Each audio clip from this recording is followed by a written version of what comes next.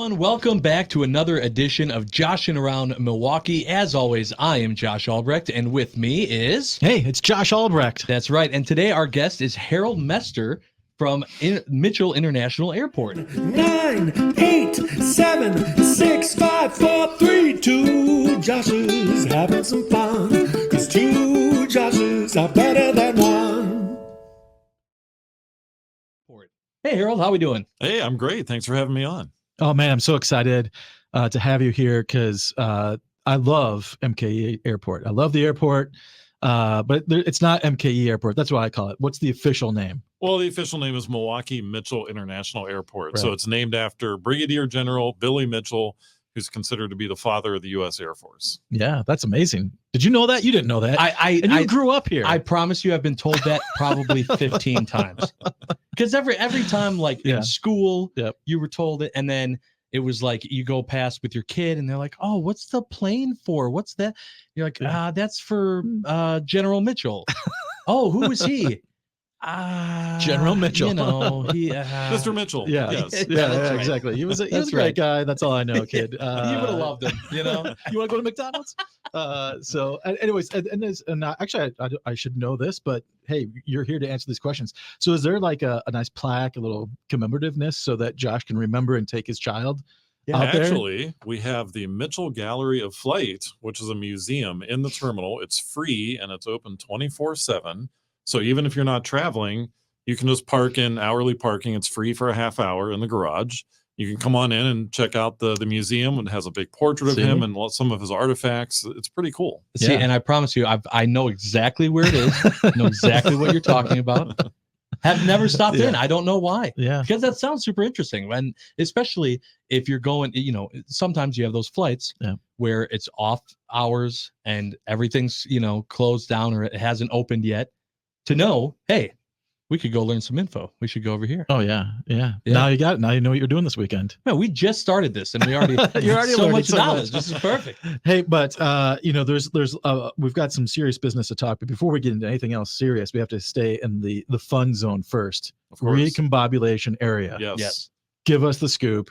Let's get a little bit of the backstory and why it's so beloved here in Milwaukee and from travelers. So years ago, the airport director at the time came into the marketing office and said, I have a great idea. He said, let's have our maintenance team create a sign that says recombobulation area, because when you go through the TSA checkpoint, you have to, you know, take all of your metal out of your pockets and, you know, put everything on the belt, take your shoes off, whatever you're doing, and you get discombobulated. So why not have a sign there to remind people to get recombobulated after they've been discombobulated? Yeah. And we said, well, you know, that's not a word, right? Oh, yeah, I know, but it'll be funny. Right. So we put it up there, and it's been like the #1 thing on social media for us for over the last 15 plus years. And it's a pretty cool thing that when people go through, they're like, oh, ha, ha, ha.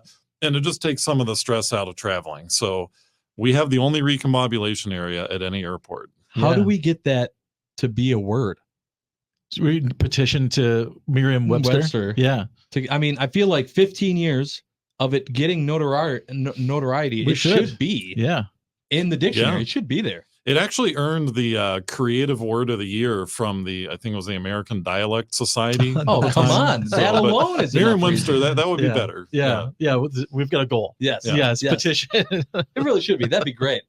I love and then it. be like, what are you talking about? This is a word. It's a word. Right? Yeah. Yeah. It's at a real airport. Yeah, exactly. Photographic evidence. This is That's fantastic. So, but yeah, I mean, little elements like that when you're traveling, certainly taking stress out is probably a big part of sort of the layout of everything. The shops, the lounge areas, making sure people have electrical outlets to recharge cell phones and the like. And I think the airport does an amazing job of making it very convenient, very traveler friendly.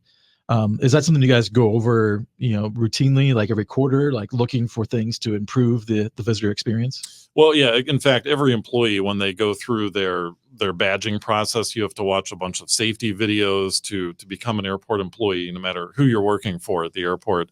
But there's customer service training that's part of that. But, we pride ourselves on providing an outstanding experience compared to airports in Illinois, for example. And it's very easy to get through our airport. low stress. We have the charging stations. We have children's play areas. We have nursing rooms. We have pet relief, service animal relief areas. So just a lot of amenities to take the stress out of traveling and just give more reasons for travelers to choose our airport. Yeah. It's such a convenient, easy airport. I mean, when I tell people like you can get from your car to your gate in 10 minutes, they're like, what? Yeah. Right. You know, if they're from out of town, they're like, how is that possible? Yeah. You know? Yeah. I tell people all the time, we have people who fly here from all over the country, obviously, who come to conventions and come for leisure travel and business travel. And the first thing that they always say to us is, man, the airport was so convenient. You're just used to going through the horrible airports all everywhere else, because ours is beautiful. It's right. Super easy, low stress, and it's fantastic. Correct me if I'm wrong, but you have a coat check. Yes, we are the only major airport with a coat check in the U.S. Now, it ends on April 1st, so it's a seasonal thing. Yeah, but it's only $2 per day. So what you do is you go into the Summerfest Marketplace store, which is pre-security. So it doesn't matter which concourse you're flying out of. You can just go in there. They'll take your coat. And it's kind of like a Midwest thing. It's like, oh, you go ahead on your trip. We'll hang on to your coat for you. We'll have it waiting for you when you come back on your flight. And they record your return flight information. So if your flight is late or delayed or whatever the situation is, they will stay open to make sure you can get your coat before you go home. So that's so cool. It's genius. Yeah. I love everything about that. Yeah.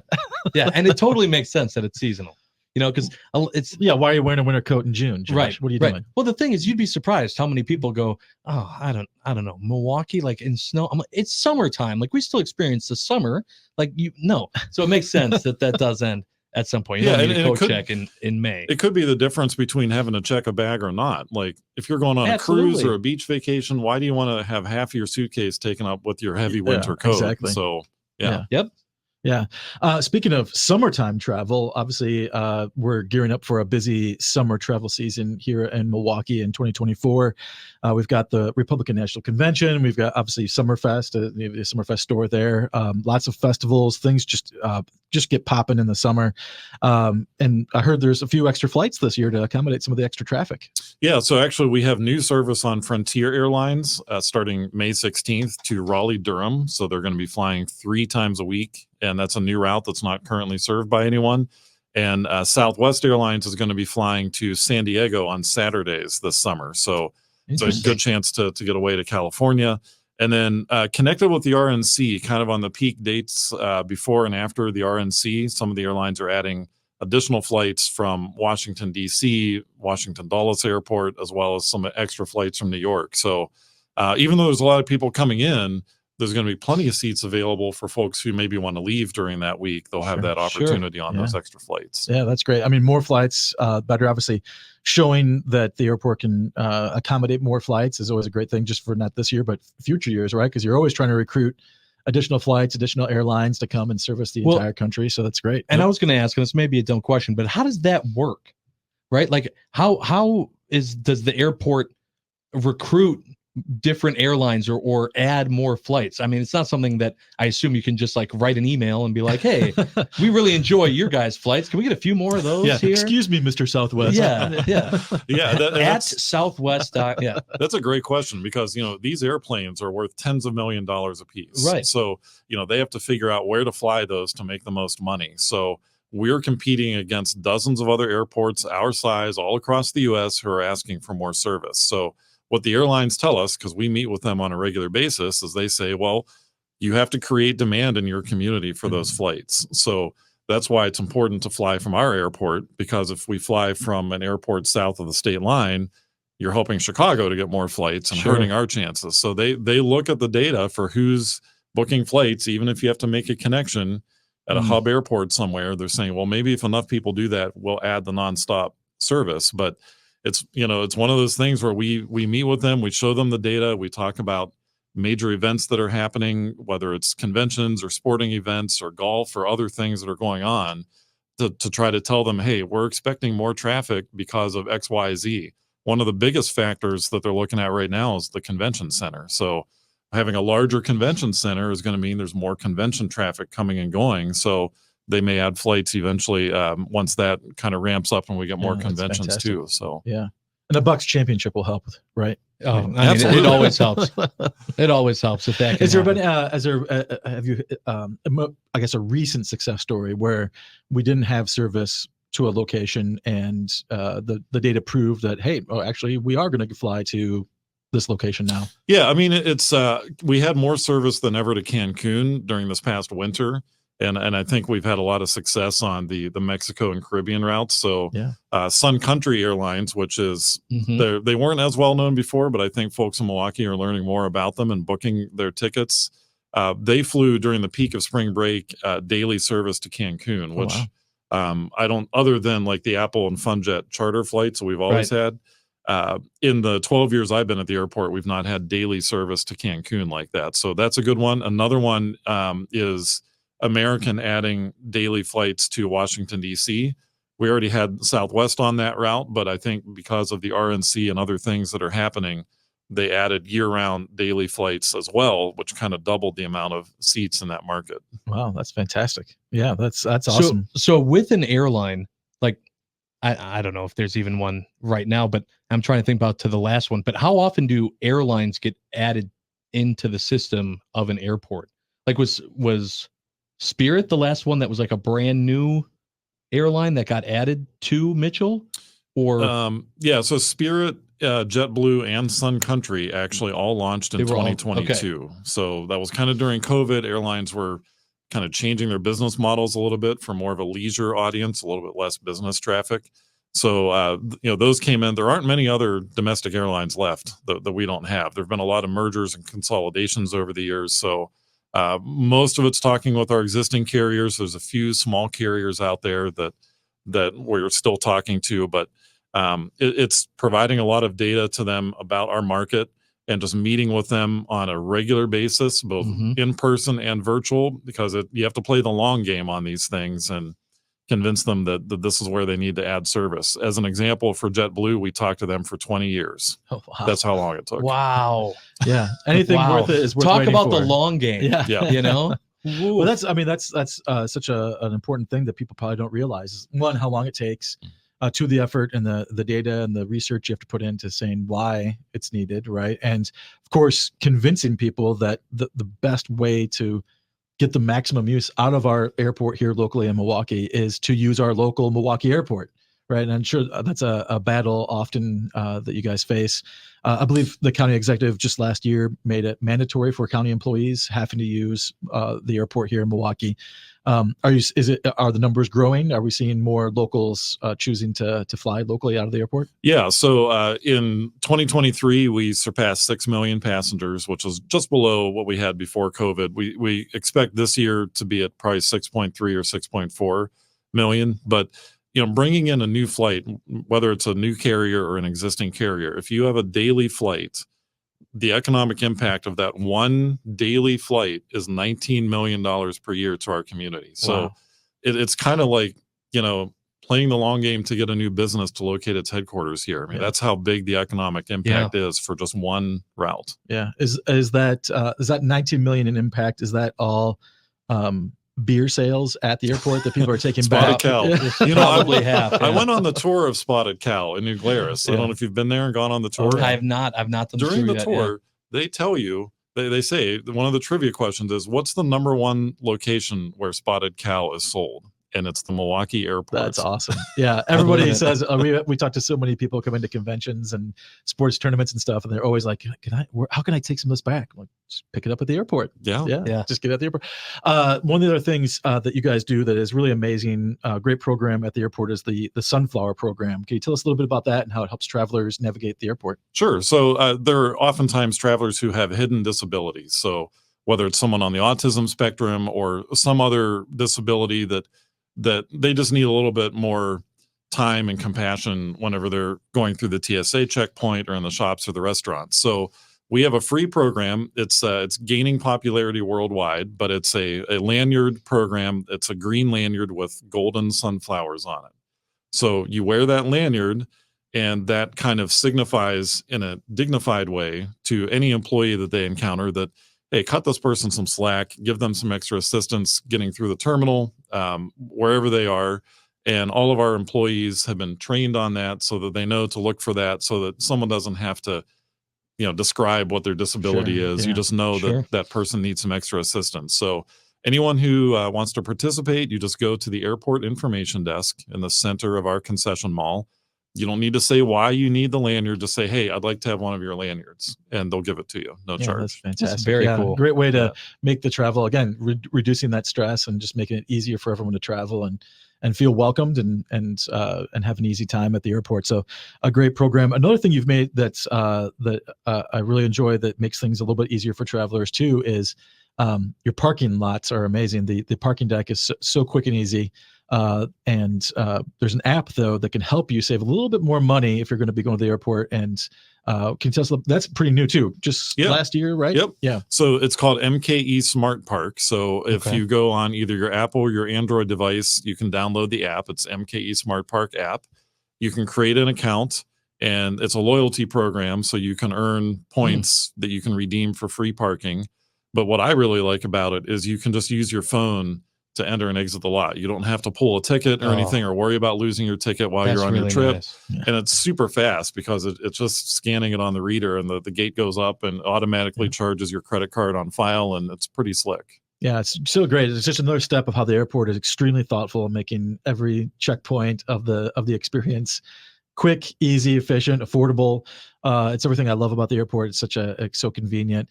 I always affectionate, one of my favorite features outside the airport in the neighborhood is how so many of the restaurants that surround the airport are themed to be airport related. I love that so much.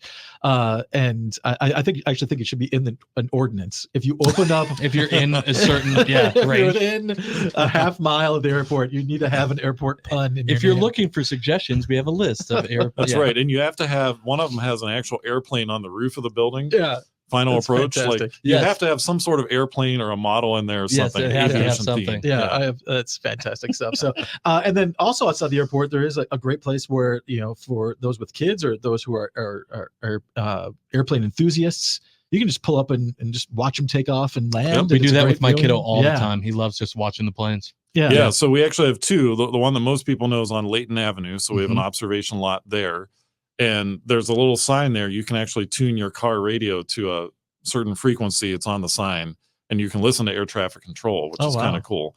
And then the other one is on that fewer people know about, is on 6th Street south of Grange. There's another one down there. So depending on which runway is in use or which direction they're going, you have a couple options. Yeah, if you're looking for a great first date option, drive over there, turn on the radio tower. Yeah, put the top down. Really, nerd alert. I've got something amazing. Yeah. Why don't you unbuckle, relax? Yeah. Wait until the planes come over. Southwest is taking off. This is. Or you could also recreate the Wayne's World thing, right? That's right. Right. That's a great classic TV movie moment. So one thing, shifting gears a little bit to Milwaukee in general. So we've been asking a lot of our guests who come on the show, with all the things happening in Milwaukee right now, there's a lot of cool energy. It's vibrant, a lot of growth in the city. What's something that's given you fresh city vibes right now? Something that's really exciting you about the city? You can say the airport, but we know you're going to say the airport. What's something out there that you're experiencing in the city that you would love to showcase to people?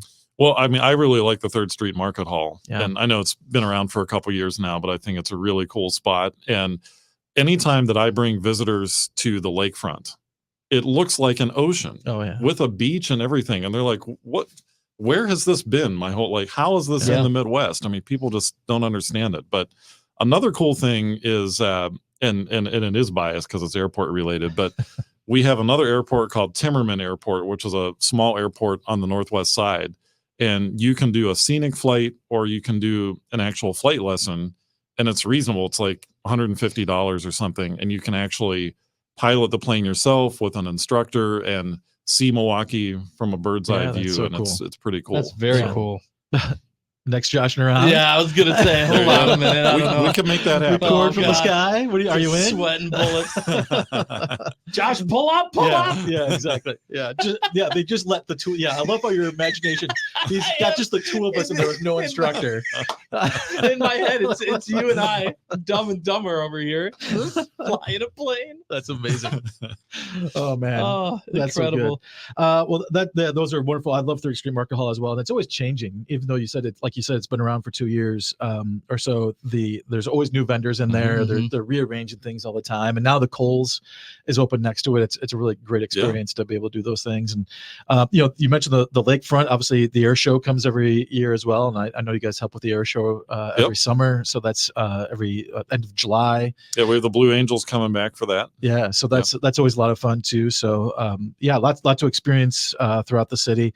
Anything about the airport that we didn't touch on today that's new and upcoming? Any other future developments that people should be keeping their eyes out for? Well, so we do have Clear, which is a program that allows you to get through the security checkpoint even faster. I mean, normally you can get through pretty fast anyway, but we're encouraging people to sign up for that because for your trip back home to Milwaukee, you may encounter lines that are a lot longer. So that's a good one. And then we are going to be throughout the year this year, we're going to be introducing a few new concessions concepts. They haven't been publicly announced yet, but there will be a few more dining options available, both pre-security and post-security. Oh, nice. I'm excited for that. Love that. Yeah. 3rd Street Market Hall at the airport. Is that what? That could be fun, huh? They just did it at American Family Field for the Brewers, did. so maybe in the future. But that's wonderful. So many cool things going on with the airport. Love to hear that there's more flights coming this summer thanks to the events that are coming into the city. I strongly encourage everyone to use the airport so we can get more direct flights, so you guys can add more flights. And also, you mentioned Clear. The last time I went through was heading out to Vegas for a conference, and the line for Clear was longer than my line just going up. So that's how efficient everyone is out at the airport. I was like, oh, holy cow, I don't even need Clear here. That's amazing. So, but you're right. The other coming back the other way, you can. Yeah, I had a situation once where the pre-check lane was closed for some reason, but Clear was open, and it was in Las Vegas, and there were like 1,000 people in line, but with Clear, you're able to get past that. Yeah. Otherwise, I probably would have missed my flight. Yeah, I bet in that moment, a few people signed up for Clear too. Yeah, exactly. They were like, you know what? I'm in. Take my card. Cool. Well, thank you again so much, Harold, for joining us. It's been a pleasure having you on Joshing Around Milwaukee, and hope everybody downloads the parking app and books their next flight to Cancun or some other amazing location. Yes. Thank you so much for joining us. Thank you.